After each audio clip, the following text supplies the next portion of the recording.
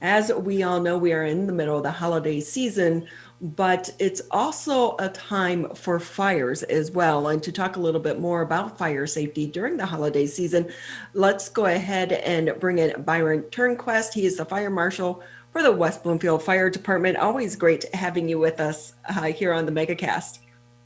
Good morning. Thanks for having me back. So I see you moved from your kitchen from Thanksgiving into your living room. Yeah, just trying to show off some of the holiday decorations. Well, it looks wonderful. Did you help in all of that? Thank you. No, this is all my wife's doing. Well, And this is only a small taste of it. There's a lot more throughout the house. well, she did a great job. I know I spent my weekend as well decorating for the holidays. But so I have stopped getting a real tree because I know for so many firefighters, it's a nightmare. For me, it was really, I got tired of the needles, but I compromise and I bring in live garland to decorate portions of the house. So at least you get that smell of the holidays, because for so many people, that's what it's about. But those are problems, right? We always hear it every year, but a Christmas tree can go up like that. Yep. Anytime you bring in extra combustibles and put potential heat sources in a Christmas tree's case, it's either being too close to the fireplace or having the Christmas lights on it. And you want to make sure that those are working properly and that the cords are in good shape and not damaged to prevent any type of electrical activity that may cause a fire. So you can look on my mantle here.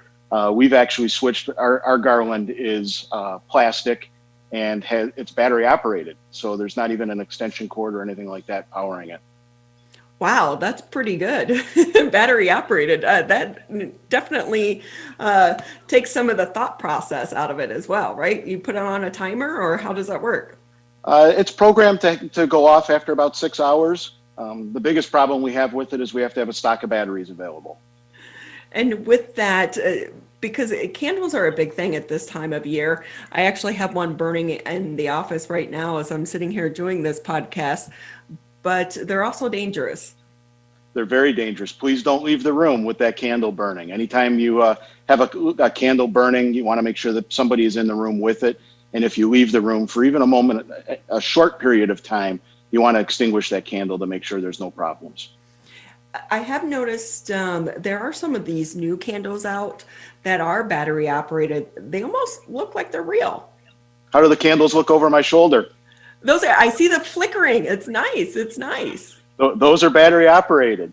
I'm fortunate. My wife cooperates as we decorate our house, and we've gone to a lot of battery operated items.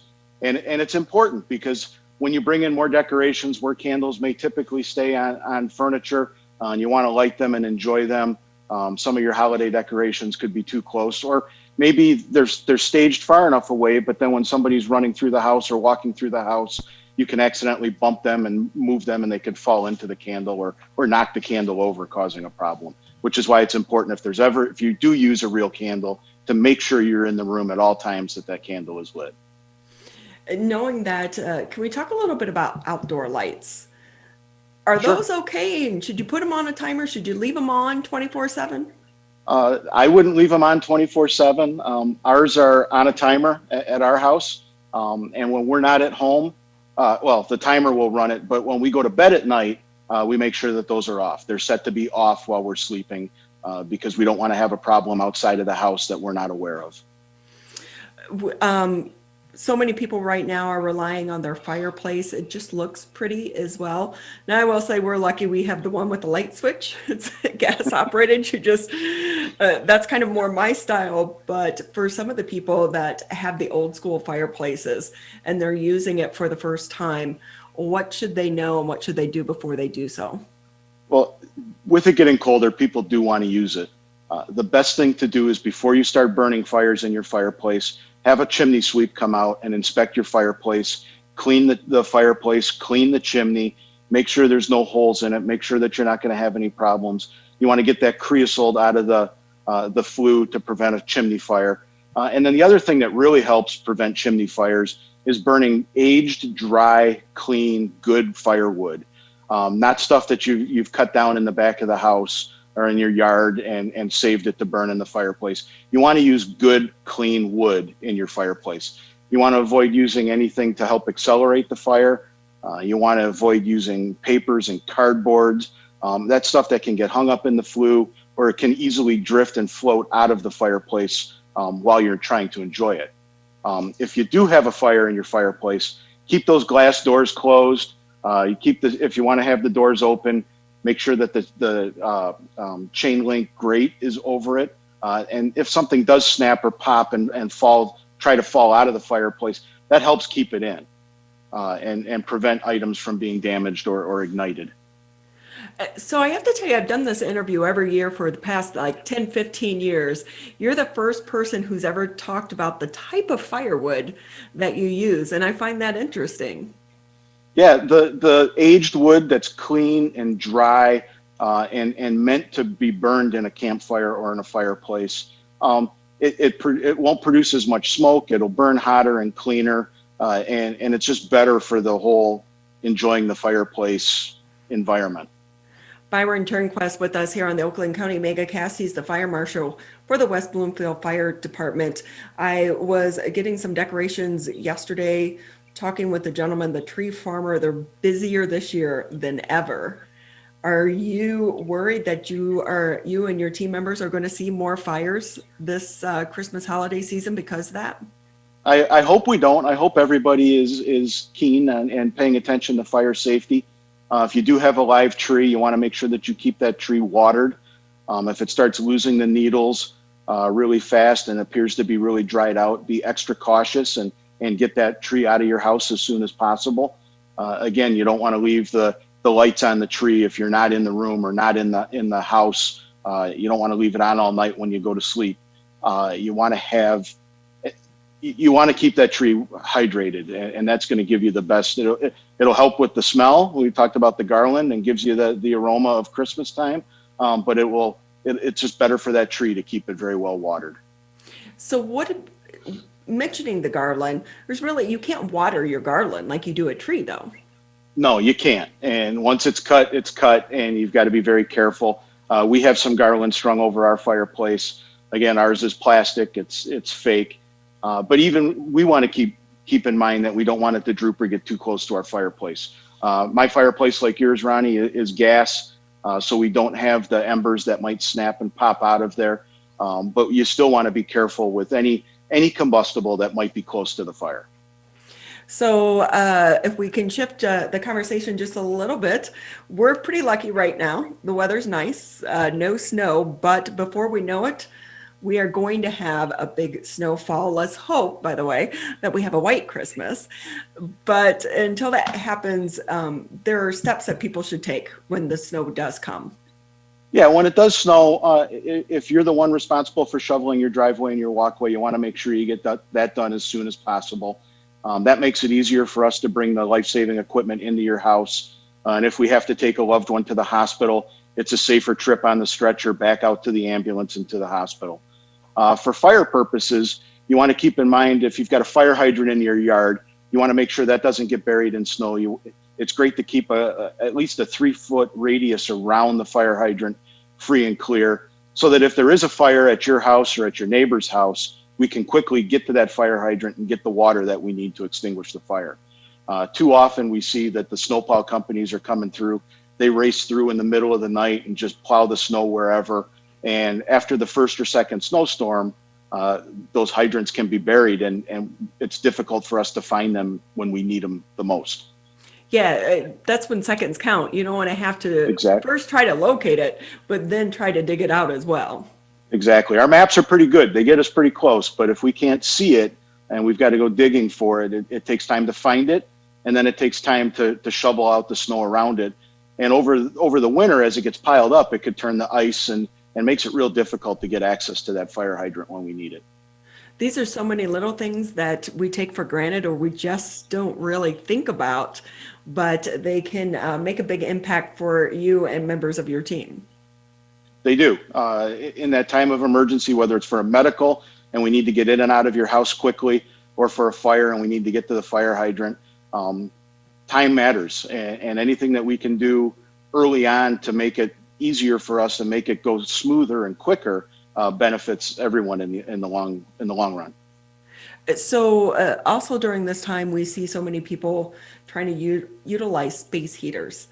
We have more people working at home rather than in the office. So maybe they'll bring a space heater into, their office or their work area. Are you guys worried about that, or what should people do to make sure that it's safe as well?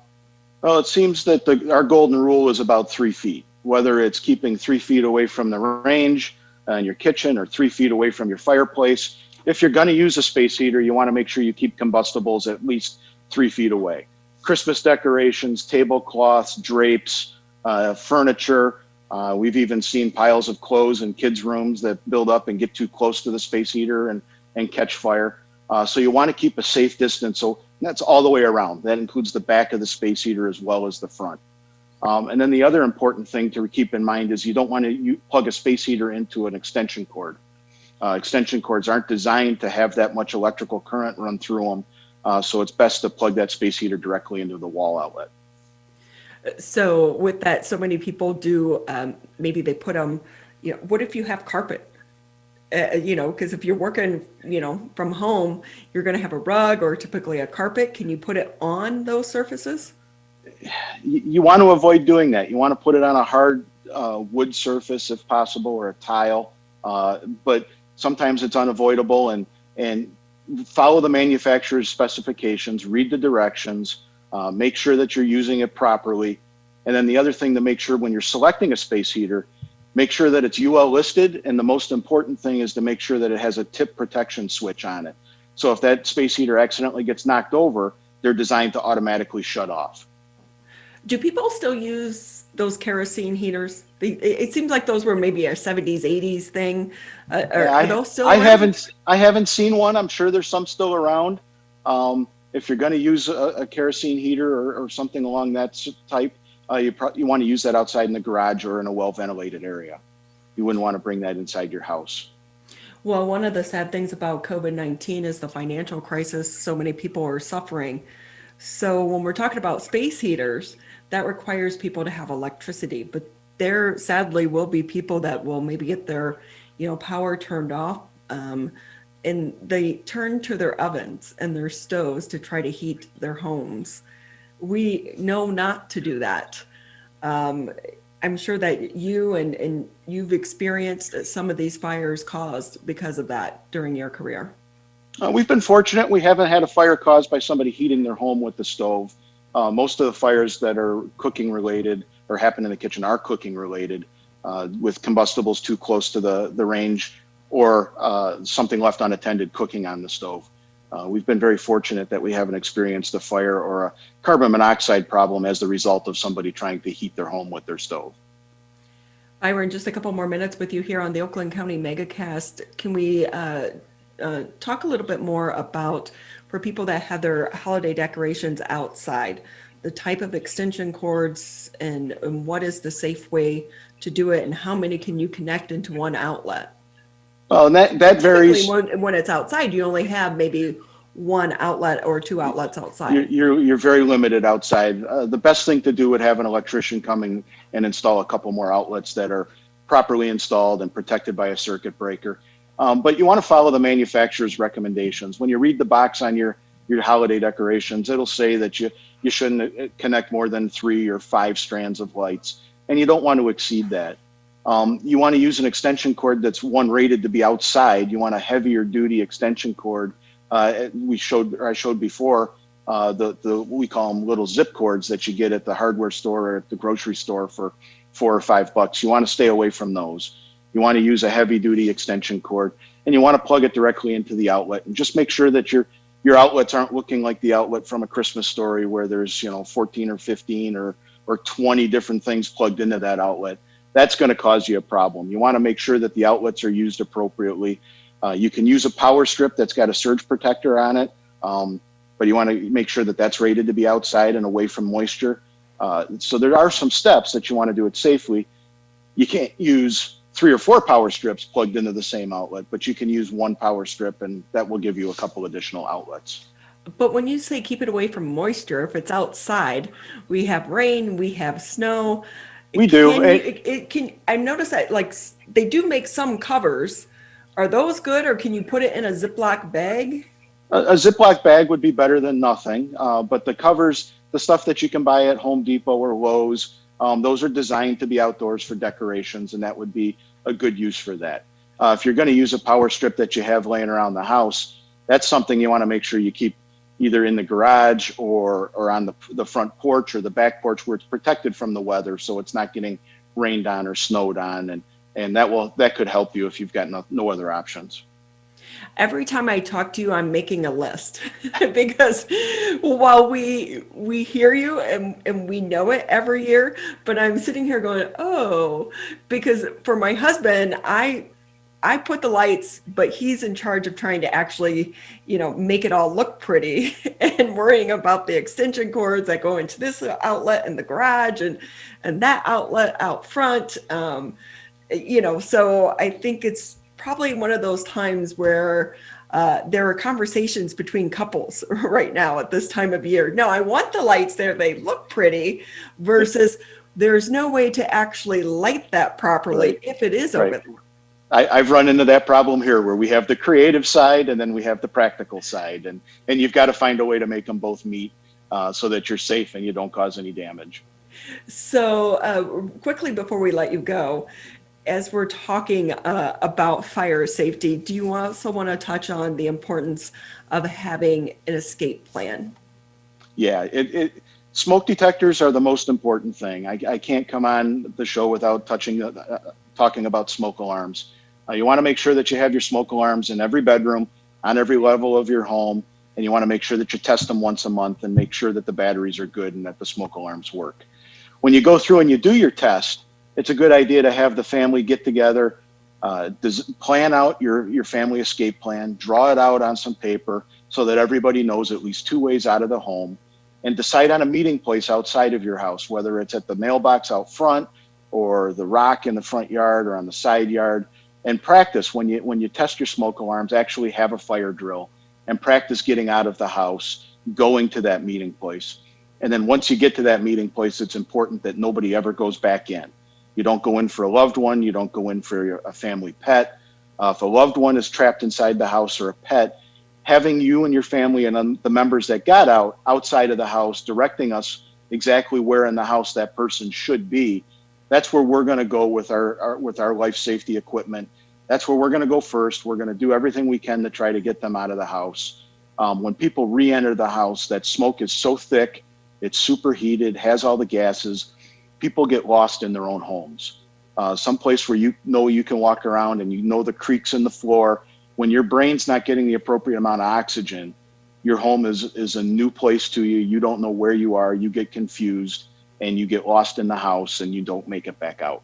So it's very important that once you're out, you stay out and let us know where your loved one is and we'll go get them. Avoid a tragedy this holiday season. Thank you so much for Yep. being with us.